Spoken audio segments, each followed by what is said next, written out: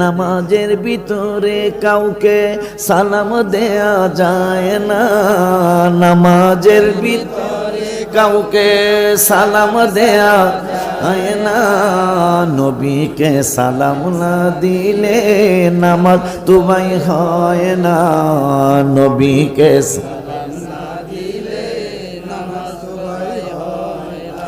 আব্বা জান্নার আওয়াজ আল্লাহ বলতেছেন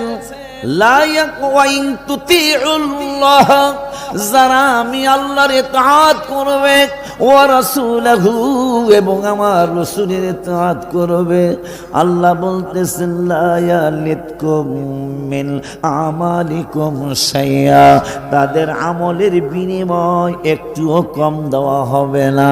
তাইলে আল্লাহ বলছেন আমারে মান্না রাসূলের মান্না যারা আমল করবে, একদল বেদ্যপ আছে আল্লাহরে মানে হাবিবের ব্যাপারে তুচ্ছ তাচ্ছিল্য করে, আল্লাহ বুঝে দিলেন তাদের আমলই হবে না।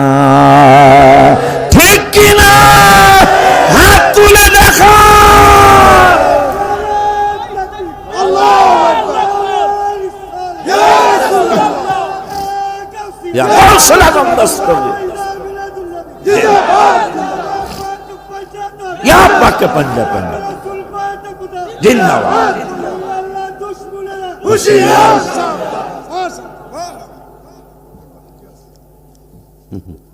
এই পাগলা তিতা মিলা বোঝে,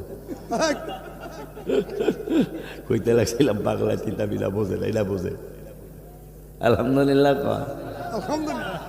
আরে ওদের ব্যাপারে তো আসছে দু তুম রাইনি দু তুম রাইনি আমুলুকুল জান্নাহ। ও মুআয ইবনে জাবাল, একটা খবর শুনবা? কে কুলতু বালা, হ্যাঁ শুনতে চাই, হ্যাঁ কুলতু বালা শুনতে চাই ইয়া রাসূলুল্লাহ, হ্যাঁ শুনতে চাই। তো তাহলে শোনো, আমুলুকুল জান্নাহ, জান্নাতের প্রেসিডেন্ট কারা হবে জানো? সুবহানাল্লাহ। ইবনে মাজাহ শরীফের হাদিস। জান্নাতের প্রেসিডেন্ট হবে কারা জানো? পীর তো অনেক আছে বাংলাদেশের জমিনে, আছে না? কয়েকদিন পরশুদিন আমি বাইরের ঘরে রেস্ট করছি, শুনলাম এক পীর সাহেব কোন মাদ্রাসা লিখেন, মাদ্রাসা নামও কমো না, পীর সাহেবের নামও কমো না, 22 লাখ টাকা দিব। কয় লাখ? এদিকে টাকা ব্যাংকে ঢুকে, আর এই পীর সাহেব কোন পীর সাহেব? হ্যাঁ বলে 22 লাখ টাকা বলে পালাই দিব মাদ্রাসার লেগে। এগুলো মালা খবর তো আমার কাছে আছে। তো মারহাবা কয় না? আমার পোলাপান মাঝে মাঝে আমার কয়, আমার বাচ্চারা এই সবুজ টুপি আমার বাচ্চা, এই বাচ্চারা কয় বাজান বোঝে না। আমি বলে বুঝি না,